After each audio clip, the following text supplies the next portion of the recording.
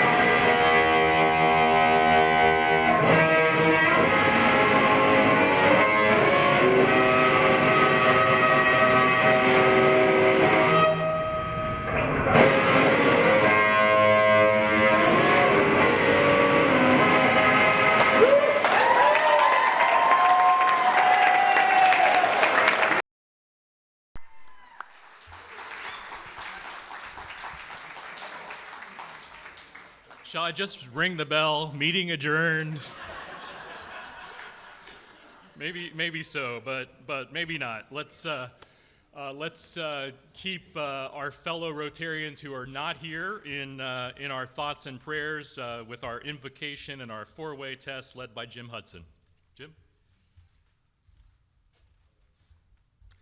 Well, I certainly won't be as entertaining, and I certainly don't look as good as Ken with his shades, all sorts of rings. About the only thing we have in common is we both have gray hair today. But let's bow our heads and pray and focus our hearts a little bit.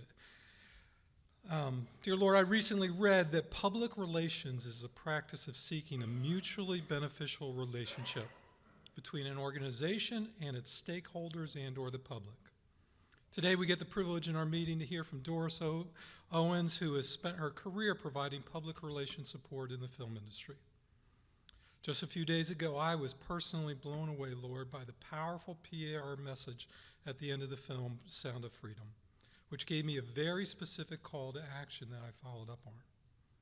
At our Rotary Club, each of us every day have countless opportunities to make positive impressions on others in our community based on what we say, do, and act. May our light truly shine so that others may see our good deeds and benefit them.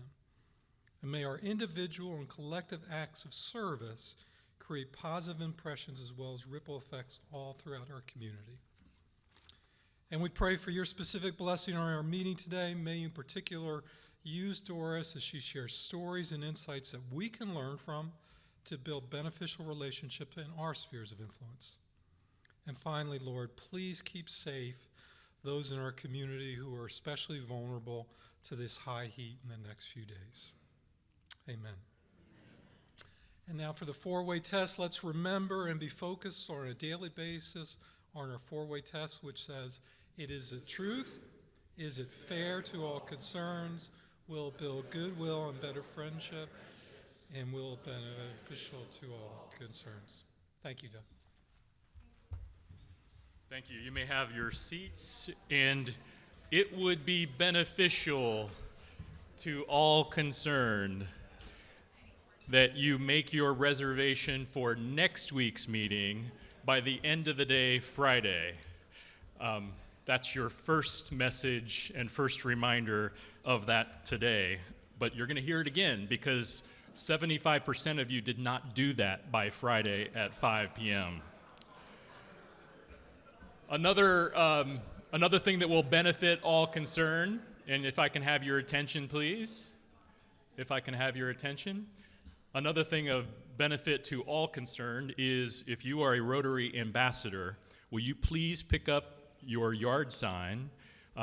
Even if you're not a Rotary ambassador, we probably have signs. So if you have a yard that is in a high visible, lots of traffic area, please feel free to grab a yard sign to promote Rotary Due Days, October 26th, 27th, and 28th, and help spread the word in our community. And so the architect of this sign is now going to introduce our visiting Rotarians from far away, someplace that's actually hotter probably today than it is here in Cincinnati, as well as our guests and prospective members, Sergeant-at-Arms Bill Stilley.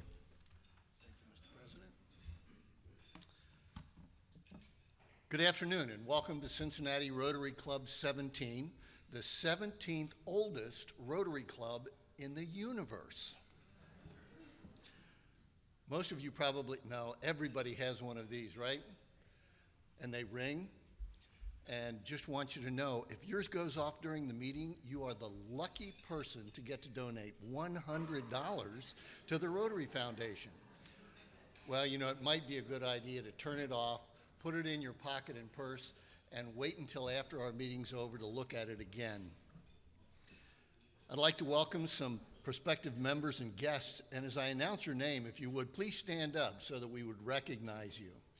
Brian Walker is with Bartlett Wealth Management and a guest of Eric Pettaway.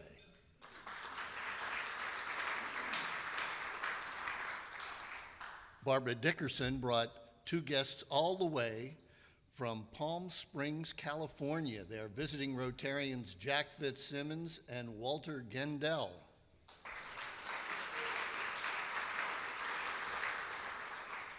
And Jack is here for his 50th high school reunion. Gosh, I gotta tell you, Jack, you really don't look like you're that old. It's the Milford High School 50th anniversary, and as he's sitting at the table across from, guess who, Michael Schatzman, who he went to school with. What a small world.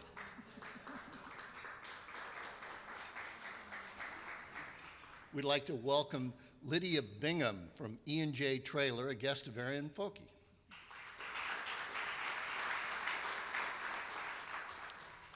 Michelle Hanovan is with Cooperative for Education, a guest of Jessica Steritz. Deirdre Motes with Sibsey Klein, a guest of Michael Schatzman.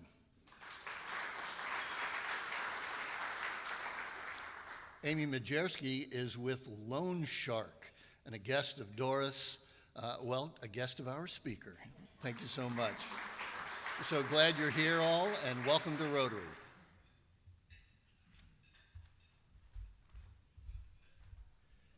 A highlight of every meeting is we get to introduce a new member, and doing that today is Jack Scott.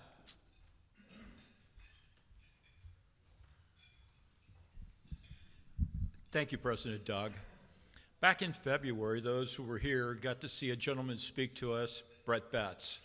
And Brett had such an interesting story to tell. And it's kind of amazing that you all helped to seal the deal with Brett, because after that presentation, he said, I want to be a part of Rotary. And he has become a part of Rotary.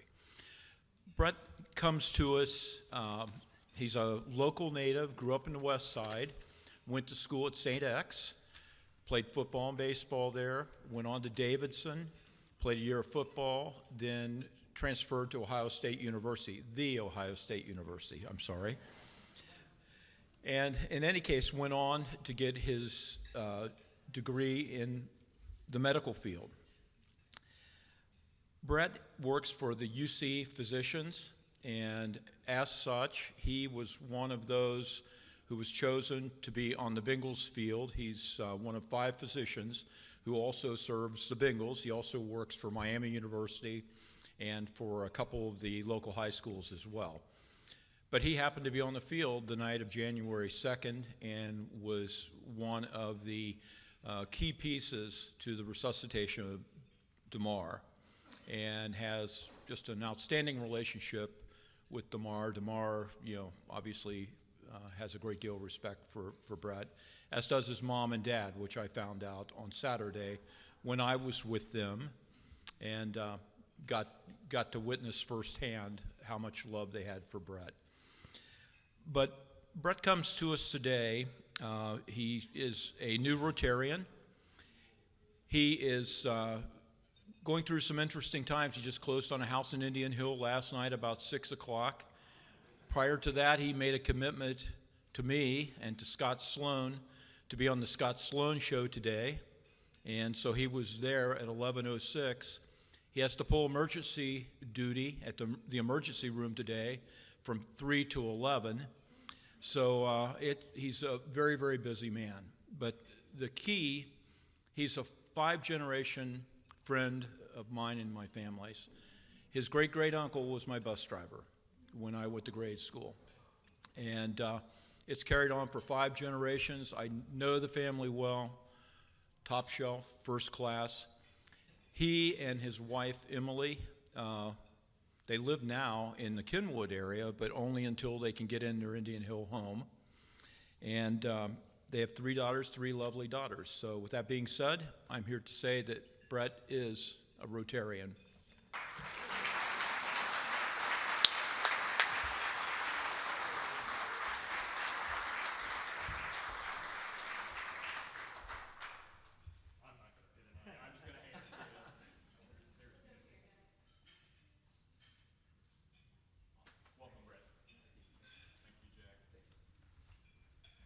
So do our visiting Rotarians have a banner that they wanted to exchange? This is a tradition in Rotary clubs all around the world, the 46,000 Rotary clubs that come on up. And I have great news for you. Our banner will be in the mail.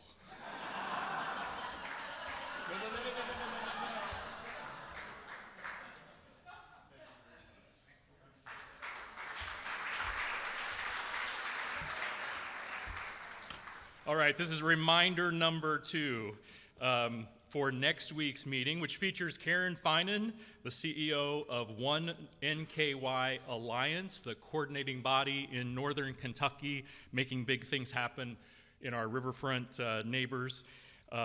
Make sure that you make your reservations by Friday at 5 o'clock, okay? You've got the email. Make sure that you do that because 75% of you are not doing that on a regular basis.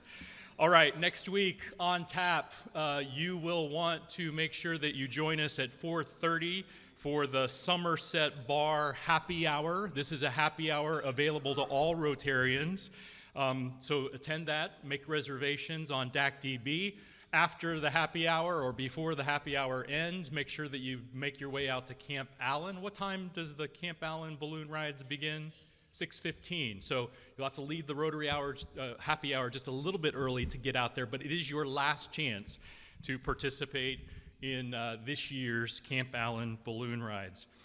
Finally, there's still some tickets left for the Reds game in the future, September 6th. So again, go to DACDB and make those reservations. We want to thank Bonnie Reddig for her sponsorship of today's meeting. Bonnie, thank you very much. All right, so let's wish a couple happy birthdays to Rotarians who are here today, Ali Hussein and Charles Pierce. Happy birthday.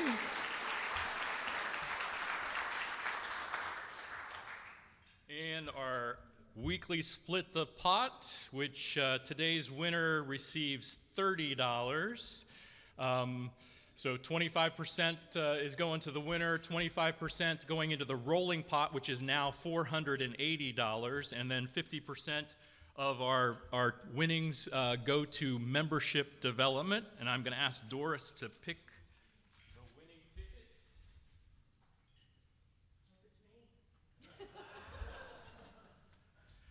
And the winning ticket is 298210. 298210.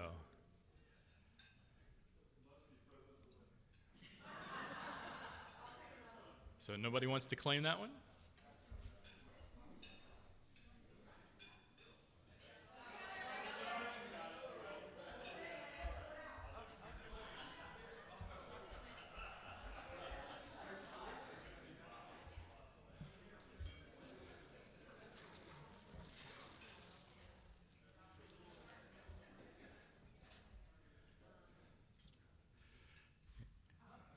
No Queen of Hearts. All right, the rolling pot continues to grow. Rotarians, don't forget, if you are members of the World Affairs Committee, we're meeting at 1:30 in the President's Room. And then if you are a member of the Membership Development Committee, you're meeting at 1:30. And I know for the committee chairs, if anybody has not been traditionally a member of one of those committees, but either one of those things sounds interesting to you, please feel free to join those Rotary committees. And one last reminder, what are you supposed to do by Friday at 5 p.m.? Register for next week's meeting. Okay, Sarah, I've done it. You're absolutely welcome. All right, so it is absolutely my pleasure to introduce our speaker today. And, Doris has been a lifelong Cincinnatian. Graduated from Coleraine High School. That's what everybody wants to know in Cincinnati, where you went to high school. And she then went on and in the classic vein of it is not what you know, but who you know, she got a job at an advertising business. Those of you who have been around as long as I have been, you recognize the name Friedman, Gibson, and White. She got a job at an advertising agency. She didn't know a thing about advertising back then, but the person who hired her said, "I'm looking for someone with common sense." Her connection was through someone who cuts the hair of your, who was it that they cut the hair of? Your mentor. Yeah, exactly. So again, the importance of mentors. So Doris started working at Friedman, one of Cincinnati's biggest advertising agencies. And Friedman's decision at some point in time to fire a client led to Doris being able to get into the film industry and building a business that is one of the nation's few agencies that help film producers market and get their motion pictures into the marketplace. So she's built a business that is rare not only here in Cincinnati, but also rare around the country. She's also rare in her industry in that I'm holding her membership card to the Academy of Motion Pictures, of which she has been a member of since 1998. At that time, when she joined, there were 4,000 members. Now there's about 9,000, voting on the Oscars every single year, among other things. But she's not only unique in her membership there, but the only woman member in the PR category of the Academy. And we are thrilled to have her as our speaker today and learn a lot about the film industry. Let's give a warm welcome to Doris Owens.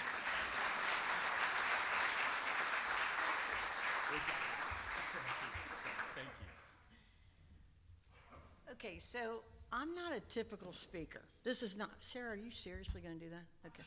Okay, I tend to be all over the map, so you'll have to, I'm just gonna apologize right off, because what I always do, that's why I have all these notes, and they're gonna get upset with me, because I did put it in my computer, but anyway, enough.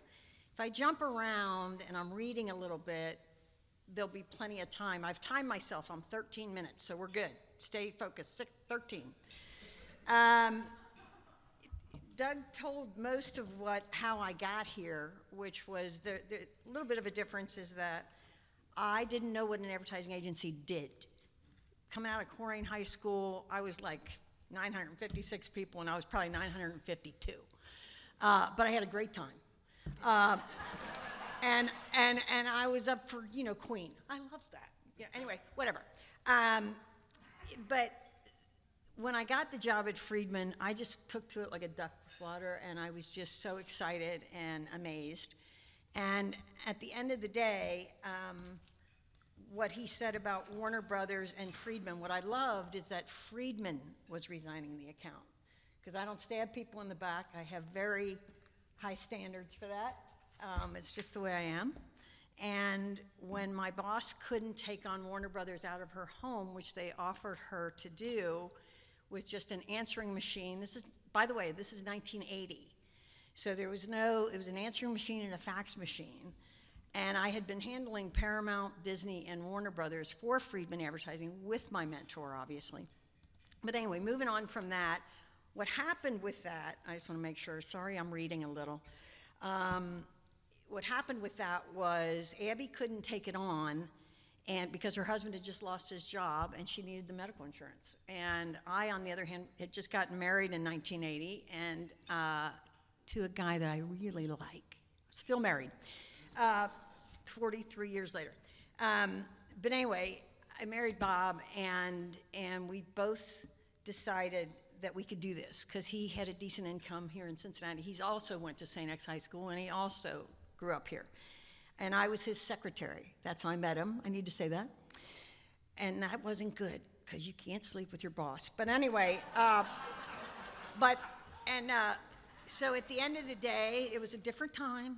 And at the end of the day, we decided to go in our home, which we were renting. Neither one of us came from any money. I'm just, that's what I really am proud of, that we were able to build this, and I didn't have any legacy with it. And that's what my friends in LA always say. I can't believe nobody handed you this, which I'm proud of that, so I'm going to brag a little. Poor Kelly's back there like, shut up, Doris. Anyway, the thing that I stood out with was Warner Brothers confided in me at the beginning, but they sent me to New York for a movie called The World According to Garp with Robin Williams. If you haven't ever seen it, rent it. Because Robin and Glenn Close and John Lithgow were at this New York screening. Oh, I got to start turning pages or I'm going to run out of time. But anyway, I had to go with each of them, and my boss, the president of marketing of Warner Brothers, his name was Robbie Friedman. He's still around, and at some point when I have more time, I could tell you who he is now. He really started my career because what he made me do was he had me with Robin Williams. Good luck with that, by the way. And Robin and I became friends until his death.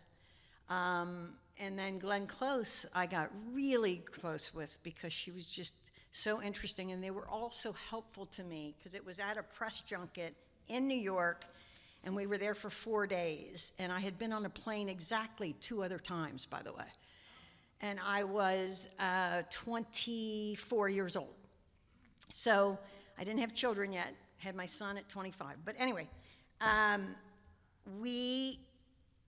that particular New York trip helped me they gave me 2 scripts of a movie and said they wanted a marketing plan or a promotional plan or a public relations plan, the whole gamut. They're putting the pictures up there, which should be behind me so you could see. Anyway, the reason I wanted those pictures up was it will help me to remember things. Anyway, but the point is that I left New York with Warner Brothers. I had an answering machine and a fax machine, and I never stopped. And when I say I never stopped, within 3 months, I got Disney Pictures, who Friedman was handling, and once again, I went to Lee Miller, the president of Friedman, Gibson, and White, and said, Disney wants me. Now, here was the negative of that. Disney wanted me to place the advertising, and back then, a lot of you are young, some are older than whatever, the advertising was where the money was. Promotions and publicity was not. We were fee-based, whereas Friedman was getting 15% on print at that time, and 20% sometimes on radio and TV. And anyway, so Disney, I said, I can't do both, because you had to have at least like, I don't know, 100 grand or something at that time. And Bob and I had just started out. We were trying to buy a house, and these were the Jimmy Carter years. Hello. So, 17% interest rate for me. But anyway, I went from that to Disney, and then Disney was the hardest, most interesting account I could handle, and that will go in the book at some point, because they were extremely different. What I always tell people is each of my movie studios are all different, even though the product's the same, right? Like they're putting out a picture for this or a picture, and I had to treat every picture, whether it was, excuse my language, cover your ears, piece of shit, or a blockbuster. And so you just, I see movies before they open to the public, between 6 and 8 weeks before, by the way. And then I have to come up with a plan that will work for Cincinnati, and then a plan that will work for Columbus, Dayton, Indianapolis, Louisville.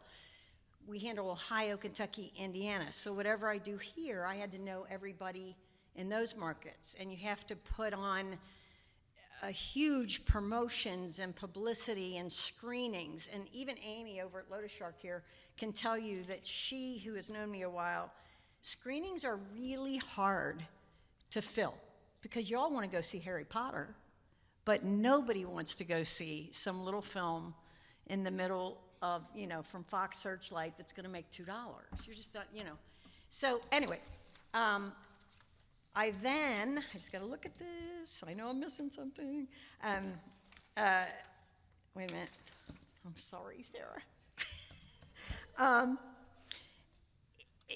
Besides the member of the Academy, which was the biggest deal for my career, I did want to go back just a little bit. I need to jump back to what we actually do. And what I actually do, or my staff and I did for all these years, 40 years, is be the eyes, ears, and mouth to the movie studios.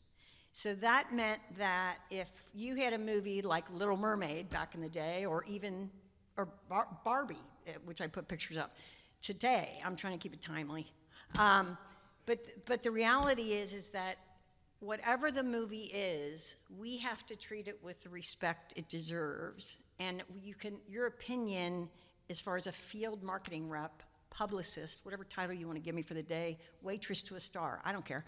The point is that you trying to fill these screenings that my staff and I put all over these cities, because I go with screenings in certain places because of the demographics. I don't just throw my family in there and say, hey, let's go see a free movie, because everything that we do is before a movie opens to the public, so you've never heard of it. And there was never any money for advertising until the week of opening, right? So I'm promoting movies 2 months before you've ever even know they're coming. That's a big thing, I think, to tell at this place, is that I'm not exaggerating it. It's just a fact that I had this meeting with Procter & Gamble a few years ago with Walt Disney Pictures, we were trying to do a national promotion. Because, by the way, I do regional and national. That's kind of a big deal as far as, but I had to work my way into that, is my point, and prove myself quite a bit. Because you got to get along with assholes and good people. Sorry. Darn it. But at the end of the day, these screenings, like we did a bunch of screenings for Amy for the OTR Film Festival, for example, who is near and dear to me. I love them. Amy and I partnered together to put on their fundraiser every year. Anyway, and the biggest problem is everybody wants to go to Barbie, But in my world, it was really hard to sell Bruce Willis in a movie called In Country. You know what I mean? Like, nobody gave a shit, except we did the press junket. Oh, I gotta explain a press junket. Whoops, sorry, I'm going back. Okay, a press junket is where the studios bring in the 2 movie stars, or 3 movie stars, or 4 movie stars, and then they take out an entire fancy hotel, 4 Seasons, blah, blah, blah. And they were normally in LA and New York. They never really went out of there. And what they are is you bring in regional, national, and international press in 4 days. And so I would fly in to explain my position in a press. So I decided who went to these press junkets and had 10 minutes with a movie star. You look like a movie star, so I figured, what the hell. But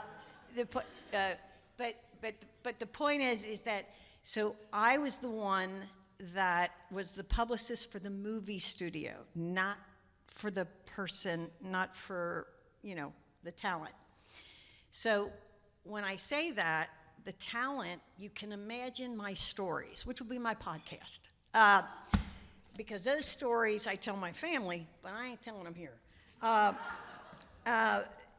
But these press junkets became something that the studios decided I could be with anybody. I could be with Oliver Stone, who was horrendous. But I could also be with Jerry Bruckheimer, who did Remember the Titans, and he's done a lot of TV shows, and Jerry has a place in Lexington, and we did Remember the Titans, and we invited all the Bengals, and he wanted them to see his picture before it opened. He wanted to see what the Bengals thought and what any football players, so I ended up bringing in St. X and Moeller and all my Catholic, because my son went there.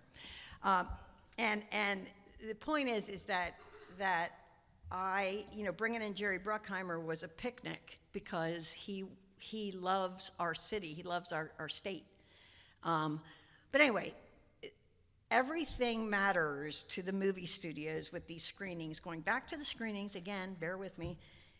If you directed a picture, or you produced a picture, or you were the grip on a picture, if I'm showing that picture, meaning I'm Warner Brothers, and I'm showing that picture to top 50 cities, 3 days before it opens to the public, or 6 weeks before it opens to the public, if it's not full, and with the right people that would appreciate it, then I could get fired.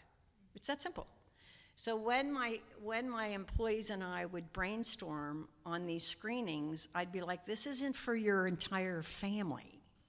This is for people that will appreciate this film. So when I was showing Remember the Titans, that's why I showed it to the Bengals, because I wanted to know, but try getting the Bengals to come to a 9 a.m. screening, right? And then the other part of the screenings is that night, and to this day, we used to not have, obviously, phones when I started. I know I'm old, but I can tell you, it's still, with your phones, we bag and tag your phones, because everybody wants to. My sister was just reminding me of the DreamWorks screening. I don't know if you know that movie, but anyway, it was Jennifer Hudson and all that. Anyway, and Beyonce, and she was mad, but that's another story. Okay, but when I'm showing it, we hire security now. We didn't at the beginning because nobody had any phones. I had a big hunkin', BlackBerry, and then the phones in the limos that I was always in. But for these people. But anyway, those screenings we have to call to this day. When we did a Barbie screening, or any of the screenings that we did with you, Amy, I don't even know, we did 4 or 5 for the OTR Film Festival. We just can't tell the client, because they don't like charities, and that's another subject. But anyway, because where do you start and where do you stop? But at the end of the day, there's charities in Cincinnati I'm always going to make work. I did with Ides of March for Kristen Schlottman for George's picture. By the way, George was at my wedding. Just I'd throw that in there. He was dating my cousin. And so George and Nina and Nick have been really good to my career over the years, but the point to me bringing up my Ides of March, which he filmed, I don't know, 80% here or something, they, Film Cincinnati wanted to do a fundraising screening, and we just don't do that. Because our job, if you spend $70 million on a film, you don't want to give it away unless you go through the field marketing agencies. I know I'm making sense, but I certainly don't want to insult anybody's intelligence. So I've explained press. I'm going. Carrie's going to kill me like I told you to put on your computer. The press junkets are all before, like a month before they open to the public, just so you know that, because then that's the part I wanted to finish. Like I used to invite Howard Ain and Craig Cobb and all different people, weather people. To this day, we invite them. In Indianapolis, we invite, Patty Spitler, everybody that's a possible film critic or in the Film Critics Society. And by the way, I am not a film critic. But anyway, I just have to learn to keep my mouth shut when I'm with the director of the film if I hate it. But at the end of the day, they all come back to Cincinnati like Craig Cobb did for years. They come back to Cincinnati and they put this on, and they're with Clint Eastwood or whoever. You can look up there and see the people I've been with. Please look up there because it helps me so you understand a little bit more. These are just some of the movies I did for the first literally 30 years of my career. And I literally, where'd I leave off? Shit. I mean, darn. Geez, movie business, right? They go back, and it looks like Craig Cobb is sitting with movie stars, and he's on whatever channel, and he was at the time, I think it was CPO, and he would come back. And that really was a great marketing tool, because we would spend $300,000 to $500,000 over a weekend. And the one thing I got to get out here is about Film Cincinnati and about my involvement with that, and this is what it is. So after 3 years of having Warner Brothers, Disney, and I think I had Paramount at the time, at the beginning, hardly matters, but 3 of them, and Lori Holiday, who was then the executive director of Film Cincinnati, what was called Greater Cincinnati Film and Kentucky, and she approached me, her and Jackie, her partner, God rest both their souls, by the way, and said, Doris, we just filmed Mercedes Ruehl and Richard Dreyfuss in a movie called Lost in Yonkers. And we just would love to do a press junket for it in Cincinnati. You need to know that's only happened once, and that was I called Columbia, my contacts, because it's all who you know. You're talented. I'm not. You just got to know the right people. And I called my boss. And I said, is there any chance? And I was in good graces. Anyway, the bottom line is we were able to do this junket. We were able to do this junket in Cincinnati at the Cincinnatian. And this city made almost $500,000 in 4 days because of limos. And we take over the whole hotel. And what Kristen Schlottman is doing now is completely different than what I'm doing. Kristen's having films made here.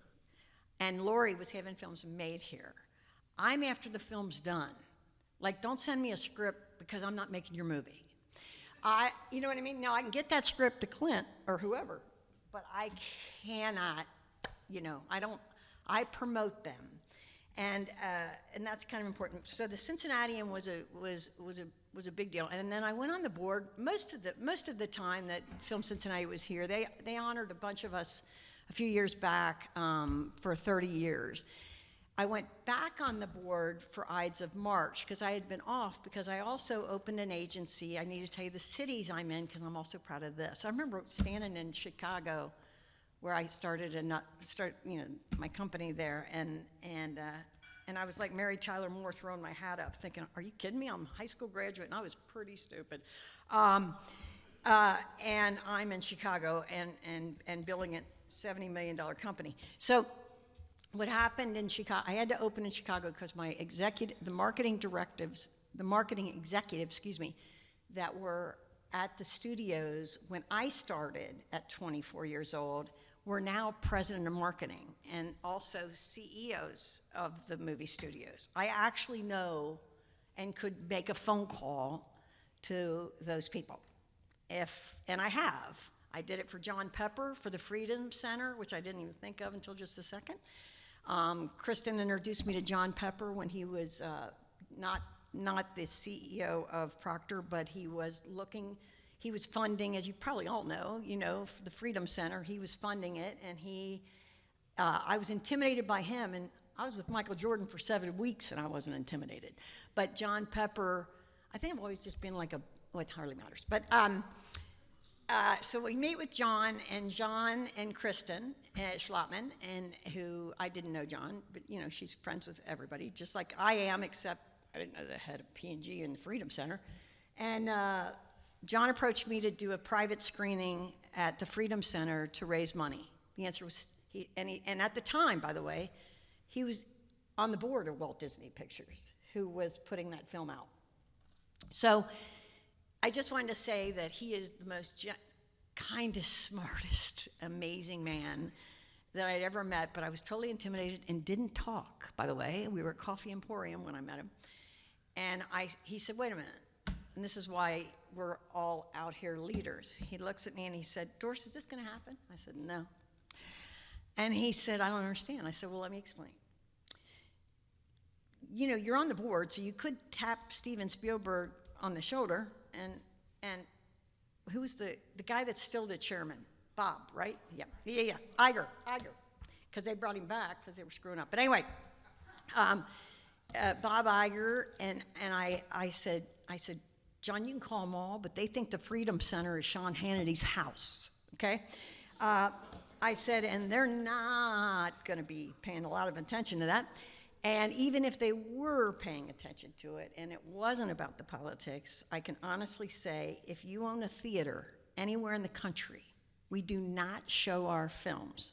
At that time, with COVID, things have changed, so give me before COVID, if you will, I said, you can show that film at the Esquire, you could show that film at Marymount, and you could show that film anywhere where I can control it. I can get the print in for you, but I said, as far as your wealthy friends paying $500 to sit in a seat at the Freedom Center to see 12 Years a Slave before it opens to the public, it ain't happening. And he said, you saved me a lot of time, a lot of trouble. He had checked on me, and I appreciated that. Point is, we did show that film at the Esquire. We did do Wine and Cheese, and he did raise a bunch of money. This is before he put it on the ballot, for the arts. Where now it's taken care of, thank you very much, and that's good. But at the time, they were really struggling.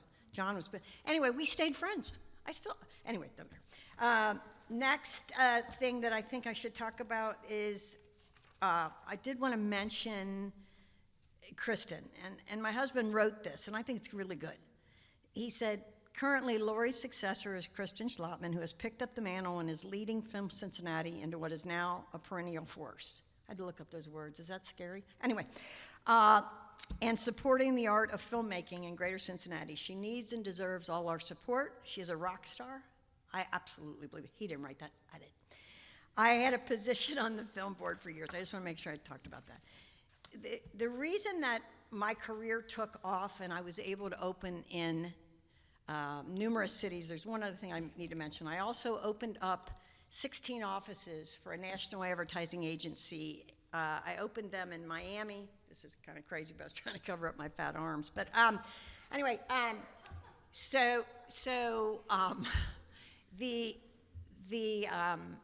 the thing with all of that is that, where did I leave off? THA, sorry. So THA hired me, and I had my office in Chicago for 9 years. We had an office. My Chicago office was also part of St. Louis, Kansas City, and I had opened Cleveland initially, by the way. So my office is still in Cleveland, and Cincinnati, and then I didn't need to be in Columbus or any of those other cities. It's the only reason I'm in Cincinnati is because of where I grew up.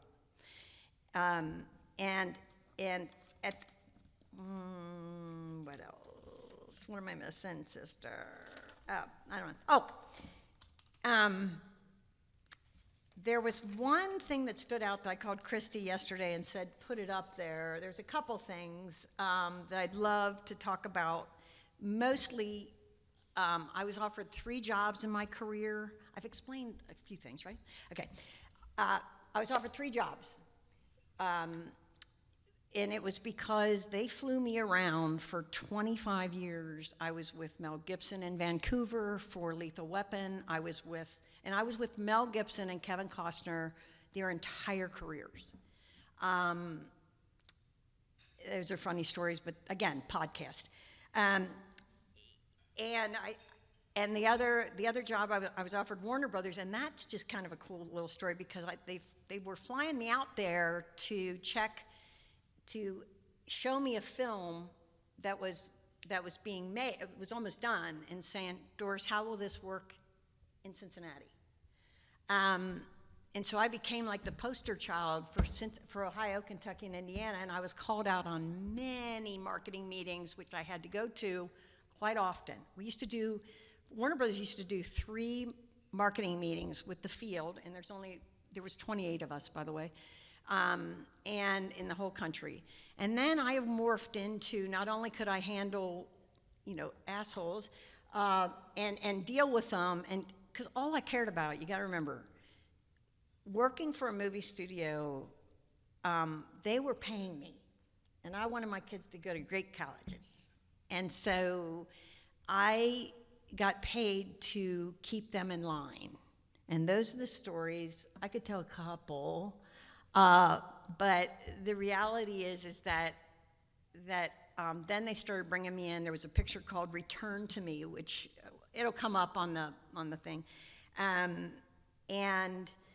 that picture was in trouble. They had screened it, researched it.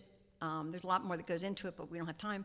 And I got flown out, and then at that meeting, I also got offered a job as a vice president, and I'll never forget this part. It was vice president of publicity, and it was triple the money I was making because my company was still small. It was before Chicago. Sorry, I know I bounce around, and I thought I was getting called out for Return to Me or one of some movie that was in trouble, and he was actually at that point president, and he said, No, I called you out here to offer you a job. And I went, excuse me? What? And he said, yeah, and gives me this deal, slides it across. I felt like I was in a movie. And I said, oh, no, I don't want. But you got to be careful, because who wants to insult somebody thinking, I wouldn't raise my dog in L.A.? So you know what I mean? I am a down-to-earth, uneducated, yeah. So they literally said, he was just in shock that I wouldn't obviously jump at the chance. And I thanked him. I thought maybe I'd lose my job because they get a little petty, but I did not. As a matter of fact, he started using me more. And that's when I got with Michael Jordan. Michael Jordan did a picture called Space Jam. Now, here's a couple things you need to know.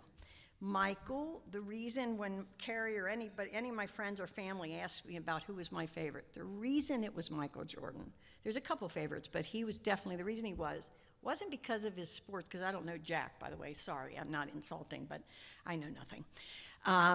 But it's because he looked at you and said, I have no idea what the hell I'm doing.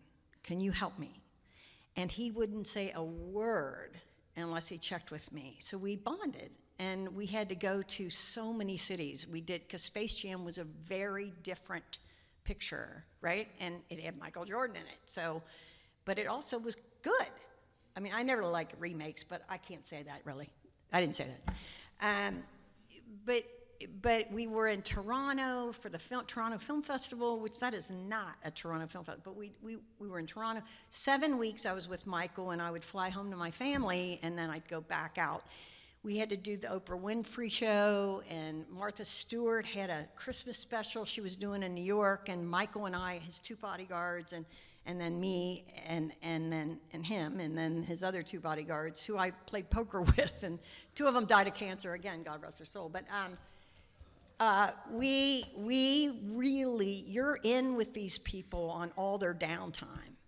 And the world premiere, we did a world premiere in LA, and we did a premiere in New York. Anyway, at the end, he and I were parting ways. I'm going to work on, I don't know, 150 more pictures in that year. And he offered me a job as his PR director. And because he was making a decision, they were giving him scripts, and they were doing all of these things. And the part I left out was at the premiere in LA.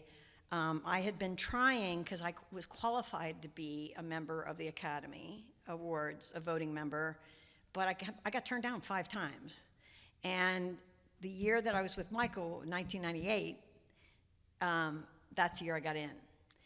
But again, it was Clint Eastwood that signed my thing. Clint and his person that was my best guy. He died last year at 92. Joe Himes was Clint Eastwood's main people. But anyway, the end of it is Martha Stewart, when I was telling about walking down the streets with Michael, what was so funny was by the time we were past, everybody'd be like, oh my God, that's Michael. You know what I mean? So we were already gone. I liked that. And then we get on that little rinky elevator at the New York Athletic Club, and that's another story. I can't go into it. And then we walk in, and Martha was really rude to those babies. I mean, these kids were getting yelled at. It was bad. And Michael goes, we got to get out of here. I said, oh, hell no. The CEO of Warner Brothers has us here. We ain't leaving. We're going to do this Christmas show for Martha Stewart, and then we're going to walk out. And you're going to smile, smile, smile. Because at that time, if he wanted to do another movie, I didn't want him to screw it up. So, because it's not about liking Oprah or and Oprah and him had never met. And I, because of having the office in Chicago, I was at the Oprah show and all the New York shows constantly. So I knew every producer, director, the talent. That was another part of my job. The other one I wanted to tell, do I have time? The other one I wanted to tell, okay. Is Jerry Springer. Jerry Springer, because it's so timely, God rest his soul. This was I thought funny, but if you don't, fake it. Make me feel better. So Jerry had a picture called Ringmaster, which again is up there, and Jerry made me and my 3 partners in Chicago come to his office and meet with him, and there was nobody else there, and we were talking, and he said, wait a minute, have any of you Suits seen my show? Not a chance. I mean, there's no way I would have watched the Jerry. I'm sorry, just not me. And my partners were the same way. No, I said, Jerry, we're busy trying to make a living, and being home during the day isn't good. So he made us go on the show, and on the show was it was Fast Eddie living in a trailer with 3 women. Jerry's out there. He would not talk to us until we sat in the show. I'm in an Armani suit with my boobs looking like they're out to here because I got a tight thing happening, I'm telling you. And because I didn't think I was going on, on this show. And my business partner offered me $100 to stand up and ask Jerry a question. So I did, because I wanted her $100. And Jerry comes running over. I'm thinking, don't come. He comes over.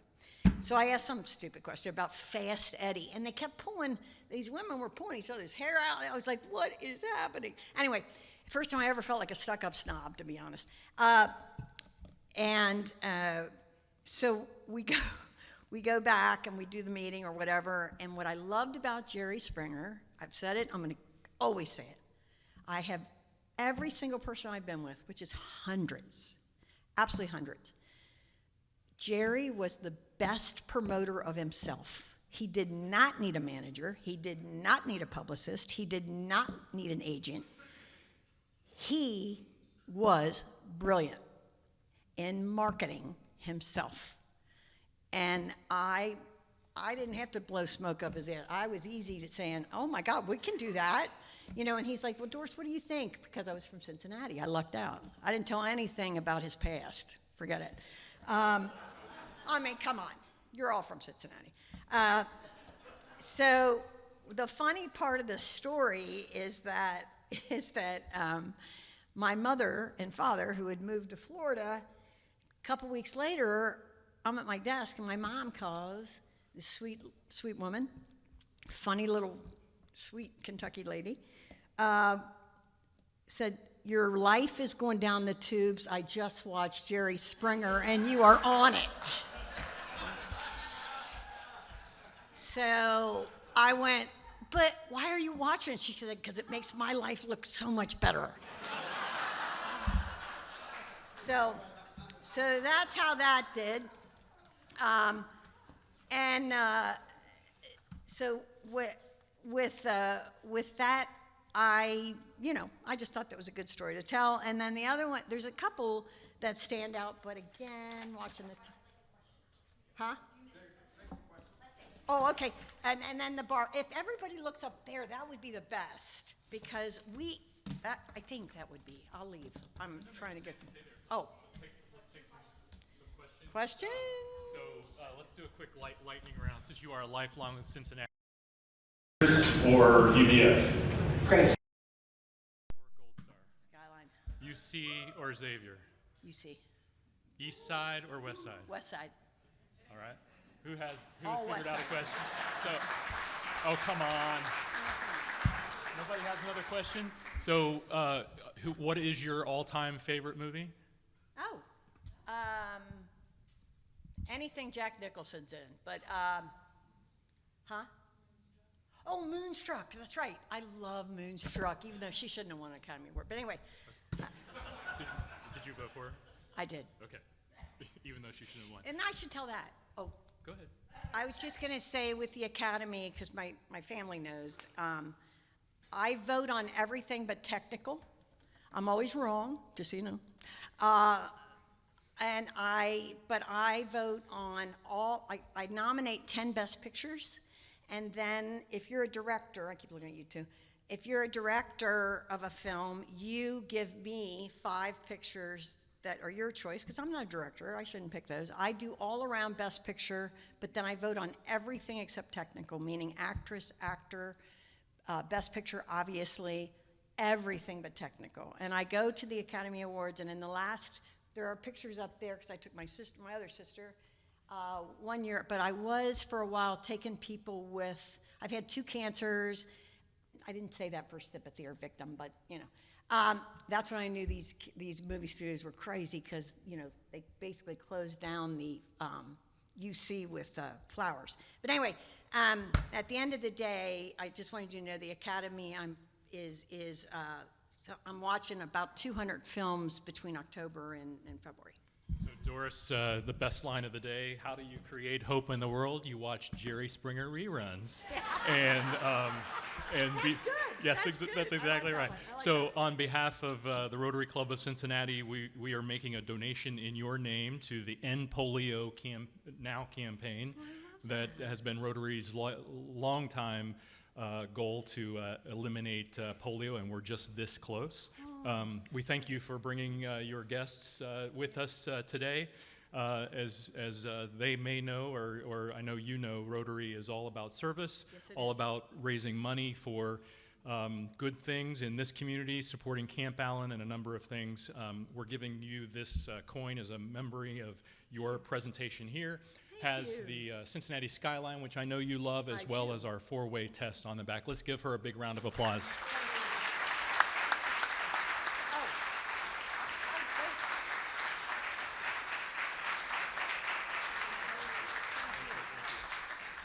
All right, what are you supposed to do by tomorrow night at 5 o'clock? Make your reservation for next week's meeting. Don't forget to pick up your sign and go out and create hope in this world. Meeting adjourned.